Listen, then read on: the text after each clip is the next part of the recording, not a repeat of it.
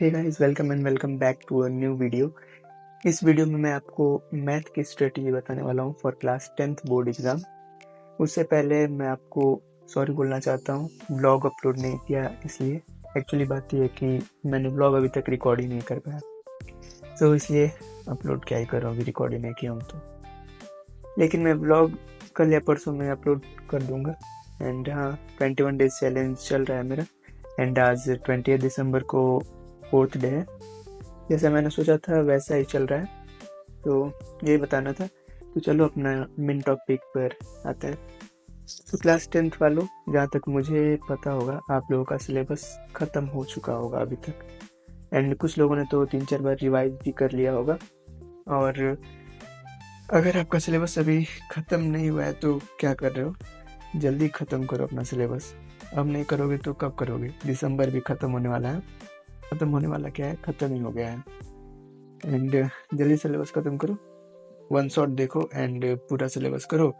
उसके बाद रिवीजन में लग जाओ, क्योंकि देखो केवल सिलेबस पूरा कर लेने से तो कुछ होने वाला है नहीं। जब तक रिवीजन नहीं करोगे तब तक तो कुछ नहीं हो पाएगा। रिवीजन करने से क्या होता है ना, कि कॉन्सेप्ट जो आपने पढ़ रखा है वो और अच्छे से क्लियर होता है। तो हाँ, revision is most important. Math एक ऐसा सब्जेक्ट है ना कि आप बिना रिवीजन के कुछ कर ही नहीं पाओगे। बिना क्वेश्चन प्रैक्टिस, बिना रिवीजन के तुम कुछ नहीं कर पाओगे। इसमें तुम रट्टा भी नहीं मार सकते कि रट्टा मार के एग्ज़ाम पास कर लेंगे। तो रिवीजन तो करना पड़ेगा। और रिवीजन के लिए क्या कर सकते हो कि जो तुमने नोट्स बनाए हैं उसमें से पहले सभी क्वेश्चंस कर लो, फिर एनसीईआरटी उठाओ और उसके एक एक क्वेश्चन सॉल्व करो, एग्जाम्पल्स भी सॉल्व करो। एग्जाम्पल छोड़ना मत, एग्जाम्पल में से भी क्वेश्चन आ जाते हैं, सो एग्जाम्पल भी करना। एंड एनसीईआरटी करने के बाद जो साइड बुक तुम यूज़ करते हो, आर डी शर्मा हो गया, आर एस अग्रवाल हो गया, और बहुत सारे आते हैं, तो जो भी यूज़ करते हो उसके इंपॉर्टेंट क्वेश्चंस लगा लो। एंड अगर एग्जाम्पलर करते हो तो उससे भी सॉल्व करो। अभी तुम्हारे पास क्वेश्चन प्रैक्टिस के लिए बहुत टाइम है, तो अच्छे से क्वेश्चन सॉल्व करो। ऐसा नहीं कि एक किया और छोड़ दिया, तो ऐसे मत करो। अभी टाइम है रिवाइज करने का, तो अच्छे से रिवाइज करो। एंड अपना एक शेड्यूल बना लो कि इस दिन मुझे ये चैप्टर ख़त्म करना है, एंड उस हिसाब से चलते रहो। तो ठीक है, ये बात रही रिवीजन की। एंड रिवीजन के बाद अभी बारी है प्रीवियस ईयर क्वेश्चंस की, PYQs की। तो उसके लिए कोई बैच या फिर बुक परचेज करने की ज़रूरत नहीं है। इंटरनेट पर, यूट्यूब पर, गूगल पे मोर देन इनफ PYQ मिल जाते हैं, तो फालतू में खर्चा करने की कोई ज़रूरत नहीं है।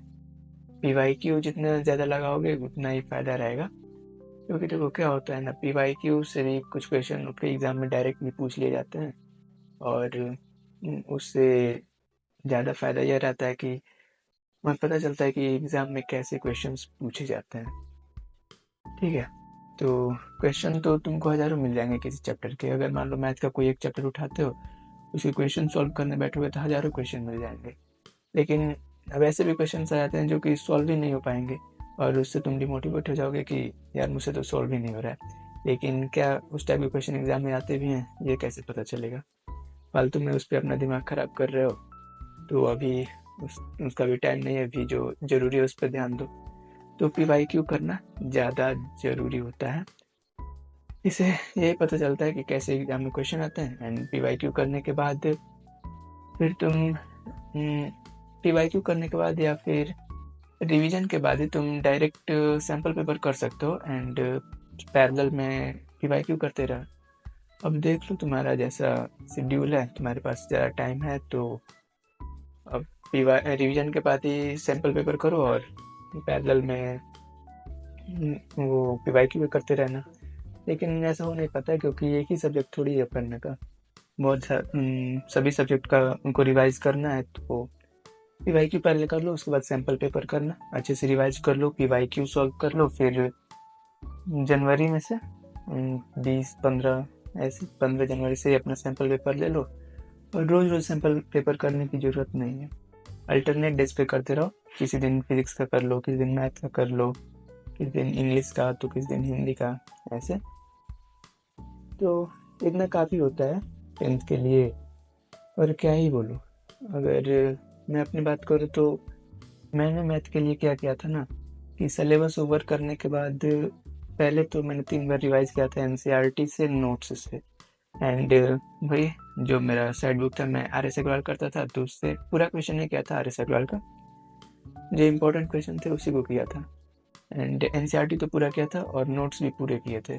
3 बार पहले रिवाइज किया था, फिर जब नेक्स्ट टाइम रिवाइज करने बैठा तो उसके साथ पीवाईक्यू सॉल्व किए थे। जैसे मान लो कि एक चैप्टर मैंने रिवाइज कर लिया एनसीईआरटी से और नोट्स लगा लिया उसका, तो उसके बाद उसका पीवाईक्यू सर्च करता था यूट्यूब पे या फिर गूगल पे।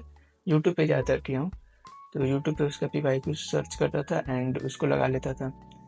और एक अलग कॉपी रखा था जिसमें अगर कोई पीवाईक्यू मुझसे नहीं होता था तो उसमें नोट कर लेता था एंड उसको बार बार रिवाइज करता था। और फिर जब समझ में आता था तो वैसे ही 4-5 थे जितने भी क्वेश्चन मिल जाए उसको सॉल्व कर लेता था। बुक में खोजता था, इंटरनेट पे खोजता था और उसको सॉल्व करता था और अच्छे से उसको क्लियर कर लेता था। और रही बात सैम्पल पेपर की, तो सैम्पल पेपर मैंने 6-7 ही सॉल्व किए थे। देखो सैम्पल पेपर के सभी क्वेश्चन तुमसे नहीं होंगे, मैं पहले क्लियर कर दूं, ये सिर्फ टाइम मैनेजमेंट के लिए सॉल्व किया जाता है। And sample paper and board का पेपर कंप्लीटली डिफरेंट आता है, इसमें ज़मीन आसमान का फ़र्क होता है, तो डिमोटिवेट होने की कोई ज़रूरत नहीं है। हाँ, प्री बोर्ड में भी सेम होता है, प्री बोर्ड में भी कम मार्क्स आ सकते हैं, तो ये मत सोचना कि बोर्ड में भी कम नंबर आ जाएंगे। No, they are completely different.